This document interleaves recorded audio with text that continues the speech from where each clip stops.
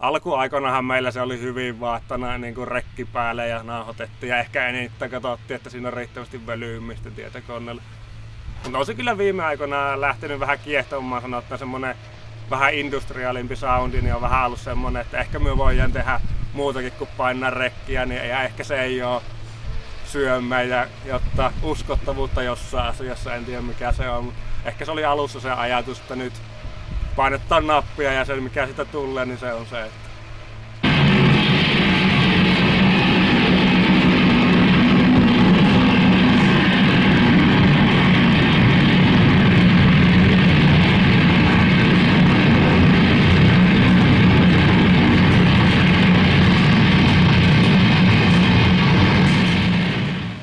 varmaanhan sitä on jo 15 vuotta, kun me silloin teini-iässä tuli kiinnostuttua vähän kaikenlaista erikoisemmasta metallimusiikin kautta. Ja kun ei soittanut mitään instrumenttia itse, niin sitä lähti vähän kokeilemaan kaikennäköistä erikoisempaa. Ja sitä se varmaan tuli löydettyä. No varmaan joku Merspo oli jossa metallilehdessä ja tuli törmättyä semmossa. Ja ehkä se oli just semmonen, että tuotahan me voisin kokeilla, koska se kolahtaa itselle ja se ei vaikuta niin semmoiselta, että nyt pitäisi harjoitella joku tietty instrumentti ja ehkä se, että siinä on se vapaus tehdessä ja kuitenkin semmoinen, että se itselle toimii.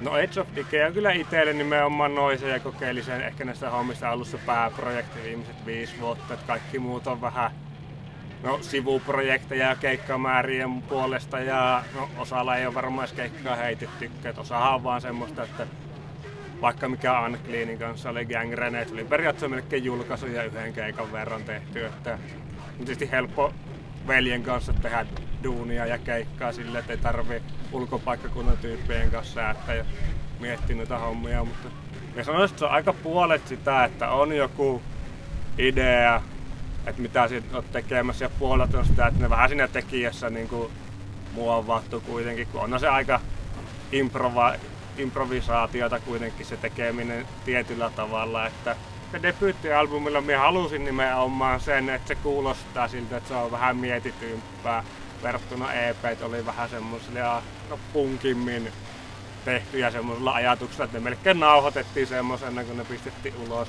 Että albumilla oli ehkä vähän sitä ja vähän semmoista niinku draaman kaarta enemmän. Että se ei ole pelkkä se, että möykättään kotona ja pistetään kassit ulos. Että ei pelkkää Harsh Noisea, vähän niin. Industrial linjalla. Niin ja vähän semmoinen on inspiroinut nyt viime aikoina niin kuin uusistakin projektista itsellä ehkä kuulee, mutta kyllä mä ainakin haluan panostaa siihen silleen, että ei kaikki ole ihan saman tyylistä ja että ehkä välillä on mietitympää ja välillä on ehkä enemmän semmoista harsnoisen kaastavaa.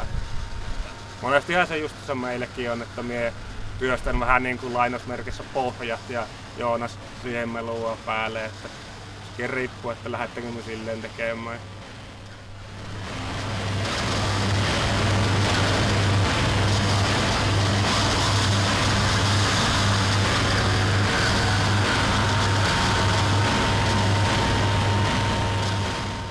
Kontaktimikki ja hirveä määrä pedaaleita ja vähän semmoista, että jotta nyt ehkä viime vuosina tullut jotta semmoista käppäsyntikkaa mukaan, ei mitään hienoa. Periaatteessa niin jotta peltejä mikitettyjä, vähän taustanauhaa ja jotta syntikkaluuppeja ja kaikennäköistä yhdisteltyä silleen, että onhan se vähän mennyt kuitenkin eteenpäin siitä ihan alkuajan siitä Harsh Noise ehkä semmosesta ajatuksesta, että mennyt vähän semmoseen, että siinä on enemmän tasoja. Onhan siinä oma vapaus sitten, kun ollaan nauhoitettu jossain keikkatilassa. Autotallissa tai tällä. Niin. Mun mielestä paiskaminen kuuluu, se on vähän niin kuin osa sitä rituaalia. Niin pitää käyttää sitä voimaa ja tälleen. Kyllä se tuntee itekin sen niin kuin romun kosketuksen ja äänen ja tälleen. Kyllä se etenkin keikoilla meillä näkyy, etenkin Joonaksella, että on sitä tultu tänne ottaa romua paiskomaan vähän se, että Kyllä se toivon mukaan sitten niin kuin äänitteilläkin kuuluu kuitenkin, että ei sillä nyt kauheasti ole lähty ujostelemaan. Onhan siinä sekin, että on halunnut laittaa ehkä silleen kavereiden projektia pihalle ja laittaa vähän niinku, mistä itse on digannut ja vähän semmoista outoa meininkiä. Ja huomannut kuitenkin, että on niitäkin tommosia niinku tuttujakin artisteja Suomessa, että, jotka minun mielestä kaipaisi ottaa tuommoista pienjulkaisua pihalle. Että eihän ne nyt ole rahallisesti mitään ihmeellisiä, mutta kuitenkin on ollut ihan hauska tukka ja he on ehkä laitellut multa sitten pihalle ja jakkoon niitä. Pienen piirin juttuja, mutta tuommoista silleen, että se oli kiinnostavia lafkoja ja niin sitten laittoi vaan ulos sitä kautta. Onhan niitä tullut tietysti tyrmättyykin sitten noita, että on ollut vähän semmosia käppäsempiä lafkoja, niin ei ole sitten jaksanut niiden kautta julkaista mitään. Kyllä me haluan laittaa niinku julkaisuja ulos vähän niinku monen maan kautta, niin saa vähän semmoista niinku kuvaa. No, vaikka siellä ihmiset meistä ja periaatteessa kiinnostaa kuitenkin, no nimenomaan olla osa sitä noise kulttuuria monessakin maassa. Kyllä mulle jokainen julkaisu on siinä tärkeä, että on se 50 kassua tai 200 CD silleen, että ei sitä halua vähätellä kuitenkaan. Ja kuitenkin tässä noise hommassa itse tykännyt siitä, että voi olla vähän semmosia pienempiä ja ehkä vähän nopeammin tehtyjä, mutta kuitenkin hyviä julkaisuja. Että emme ainakaan tulevaisuudesta pelkästään laitettaisiin albumeita, sanotaan vaikka 2 vuoden välein ulos, kiinnostaa semmonen vähän lyhyemmänkin kaaren tekeminen ja silleen sanotaan vaikka pienemmät lafkat ja silleen. Joskus se kun tietää, että pitää tehdä vain yksi kappale, niin se jotenkin kristallisoi ehkä jonkun ajatuksen paremmin. Että pituus on silleen, että se ehkä jäljittelee vähän meidän niinku keikkojen pituutta. Että toisaalta kun se ainakin itse koen, että se keikkailu on tosi tärkeä osa tätä Edge of Decade. On, että ehkä se meidän edustamat tyyli, että jotenkin vaikea nähdä, että me tehtäisiin joku 3 CD:n teemalevy. Niin no, ehkä se on noinkin, että ei se ehkä meillä ainakaan tällä hetkellä sovi, että laitetaan tuplalevy ulos, jossa on sanotaan vaikka täysin eri tyylit eri puolella, ettei se ehkä meidän henkistä ainakaan tälleen ole. Ja lyhyt kasetti on kyllä noiseen loistava formaatti. Itse tykkään kuunnella just sillä tavalla noiseen.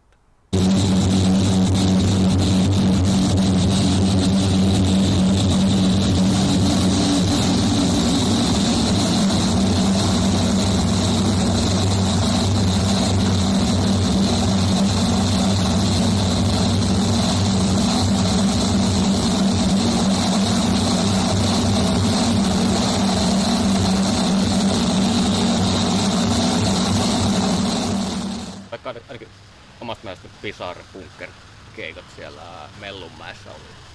Niillä me parilla käytiin. Ja niissä ylipäätään se, että keikkapaikka on jossain hämärässä, että sinne pitää vähän kartan avulla suunnistaa ja näin, niin se oli niin oma juttusa ja toi niin ison lisään siihen ja kai sitä me yritettiin sitä tuoda tänne.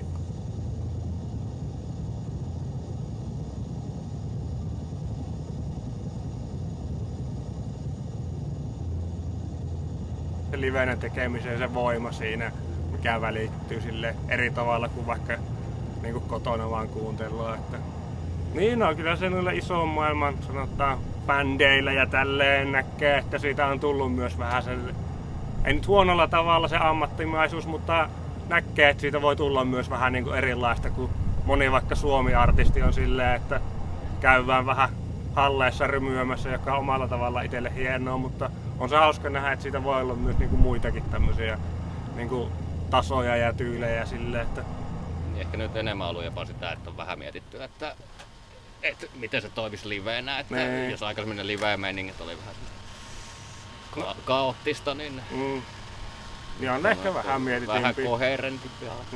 Onko se hyvä vai huono? Niin, no se saa nähdä.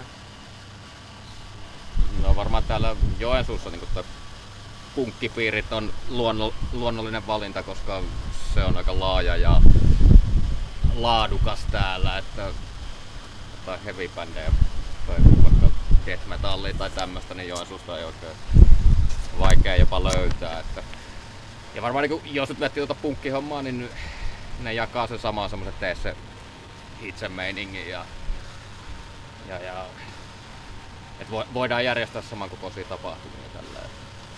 On sit Joensuussa ainakin itse näkenyt se hyvänä, että miten vahva siellä se punkkiskene on ja kuitenkin Joensuun punkkarit on tosi sanottaa avarakatseisia ja siinä tommosenkin noisen suhteen, että meitäkin on kyselty nimenomaan punkkikeikoille mukaan. Ne kuitenkin on tehty aika paljon yhteistyötä ja järkätty silleen vaikka noisen ja punkki-iltoja aika montakin. Ja tuntuu, että sielläkin on aika paljon kiinnostusta kuitenkin kaikkeen vähän erikoisempaa ja silleen, että löytyy se yleisö kuitenkin. Että ihan järkevältä se on tuntunut aina tommonen. Joo, se on fiksua, kun sit saadaan huomattavasti enemmän ihmisiä paikan päälle, että jos on pelkkää niin kuin noisen meininkiin, niin sit sinne tulee ehkä parikymmentä, mutta jos on jotain muuta tämmöistä niin sanottua bändimusiikkiakin tarjolla, niin silloin voi tulla yli 50 ihmistä. Niin, no kun mä veikkaan, että mä oon totuttu täällä Joensuussa, että se on suhteellisen helppoa pistää tapahtumat pystyyn, niin kun pystytään täällä, niin pystytään myös varmaan sen Helsingissä tekemään. No, onko käynyt, että on kiva soittaa omissa tapahtumissa ja on vähän laiska lähtemään muuten minnekään, niin on kokenut hyvin sen, että jos me haluan Helsingin keikalla, niin sitten me homma itselleni periaatteessa sen tapahtuma ja keikka. Ei ole koskaan oikein kokenut, että on erille. Ja kun myökin ollaan itse järketty ihan tapahtumia, sanottaa Helsingistä Joensuuhun ja Kouvolla ja Kuopioon, niin on periaatteessa tullut nähty vähän kaikkialla jengiä. Niin ei ole silleen koskaan tullut sitä olla, että ollaan täällä Venäjän rajalla ja nuo on tuolla muualla. On se varmaan se, että helpommin ehkä päästään keikalle just näihin Kouvola, Jyväskylä ja tälleen, että Helsingissä harvemmin on.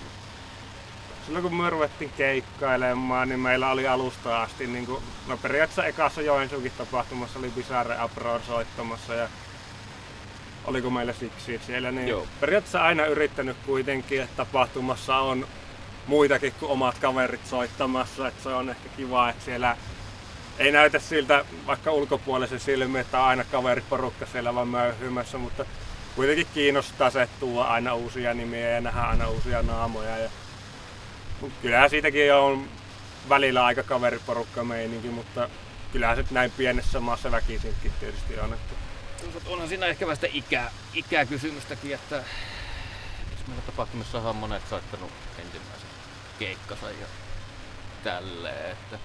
Ja toisaalta sit, jos mä oon kysytty jotakuta keikalle, niin sieltä on usein tullut myös niin vastakysymys, että tuutteko vaikka tänne Jyväskylään, että se on semmoista vaihtotoimintaa kanssa. Että live-hommat muutenkin itselle noisessa paljon tärkeämpiä kuin se sanottaa, että kotona kuuntelen. Että sen takia nimenomaan kiinnostaa keikkoja järketä, että kuulee niitä ja näkee niitä artisteja, koska se keikka ei nimenomaan ole sillä tavalla sama niin kuin sanotaan rockbändillä tai jollain, että jos sä kuulet sen biisin, niin se on todennäköisesti vuoden päästäkin about sama kuitenkin. Että noisissa siinä on kuitenkin se, näkyy se tietty vapaus ja se tekemisen meininki.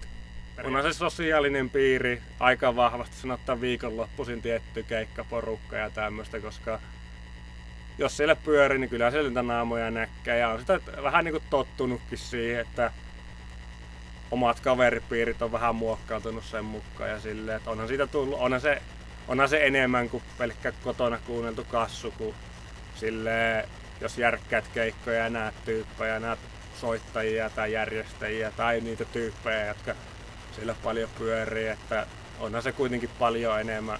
Noisesta löytää semmoista saman henkistä siinä mielessä, että jos huumorin tajua. Ei tarvitse olla liian semmoista korrektia meininkiä tälleen. Ehkä tänne niinku noisen piiriin ne tietyt outsiderit eksyy. On, siellä tuntuu, no sanotaan, siellä tuntuu olla tilaa kaikille ainakin, että ei sillä kauheasti kukaan mieti mitä toinen sanoo tai kellaa ja silleen, että on aika vapaata tehdä asioita. Edge of Decayllähän on sillä ehkä vähän semmosia niinku teemoja, mitä se on aina käsitellyt. Mutta eihän se nyt aina välttämättä kun nauhoitat ottaa, niin ehkä se ihan ajattele, että mikä se lopputulos tai mihin se voisi liittyä, mutta on siinä aina vähän semmonen alavire kuitenkin Edge of Decaylläkin projektina, että ei se nyt ehkä ihan aina kaikkea käsittele, että on siinä se tietty maailmanlika ja tuska vähän kuuluu ja näkyy tietyllä tavalla ja semmoista se ehkä pitänyt siinä projektissa ollakin ja tietty se omat negatiiviset fiilikset ehkä tiettyjä asioita kohtaan näkyy ja se on kuitenkin vähän semmoista itsensä puhistamisrituaalia ehkä omalla tavallaan tuo homma, kun se vapauttaa ja siinä on se semmoinen luomisen tuska ja tekeminen kuitenkin takana. Että mun mielestä siinä on jonkun verran vaikuttanut se, että miten se on tehty ja vähän millä, mitä siellä on ollut niin materiaalina, että onko siellä just tätä romurautaa ja ruosteista sahaa ja mitä, että nekin on tavallaan tuonut sitä tematiikkaa, esimerkiksi toihin biisin nimiin. No terminä me varmaan ajattelin just semmoista tietyn kaupunkielämän semmoista hektisyyttä ja semmoista sen tuomaa levottomuutta ja sitä, että miten ihmiset stressaantuu melkein tietämättä siitä vauhista ja semmosesta. Ja tietty se niin tietysti halogeeni helvetissä ihan vaikka joku lamppujen särinä ja loiste, minkälaisia niin olotiloja se ihmisille luopi vaikka. Ja annetaan koneille valta tästä niin omasta olosta ja tekemisestä ja annetaan kaikki omat tiedot miettimättä niin tietokoneille ja palveluille, että koneiden kultti tuo sitten ehkä sanana, että minne ollaan menossa, joka ei välttämättä ole ehkä aina hyvä. Ja sitä ei ehkä nähdä tällä hetkellä niin hyvin, niin koneista tulee vähän niin kuin isompi kuin halutaankaan. No se sana on niin kuin monisyinen, että se voi tarkoittaa hyvin seksuaalista, mutta se voi tarkoittaa myös vaikka aggressiivista semmoista niin kuin ulostuloa ja ulosantia. Että olihan se semmoinen tietty purkaus tai niin kuin moni meidän julkaisuista ja biiseistä on silleen, mutta kyllä minä näin se sana on mukavalla tavalla semmoinen vahva, mutta ei ehkä niin paljon puhekielessä käytetty, että se oli ihan mukava semmoinen laittaa hyvin yksinkertainen ja yksi sana vaan julkaisun nimeä, että joka kuitenkin tuo etenkin Suomessa tietysti jokaiselle jotain mieleen, että se on hyvin monitulkintainen asia. No toi ihan noisen tekeminen vaatii tietynlaista kiihkoa tai tietty fyysisyys siinä ja puretaan jotain kiihkoa.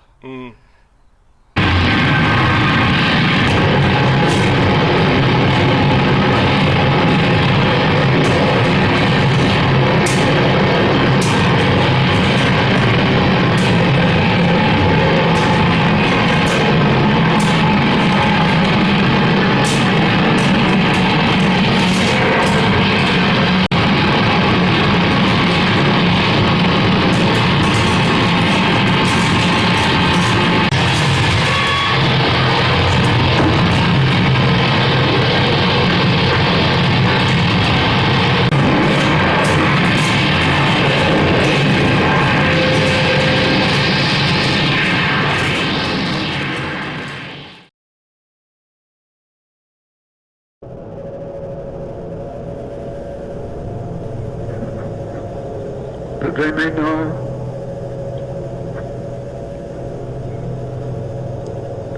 that I have been a liar,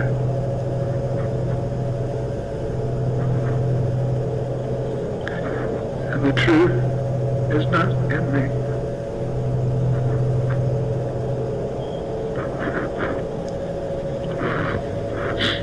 I am not the prophet.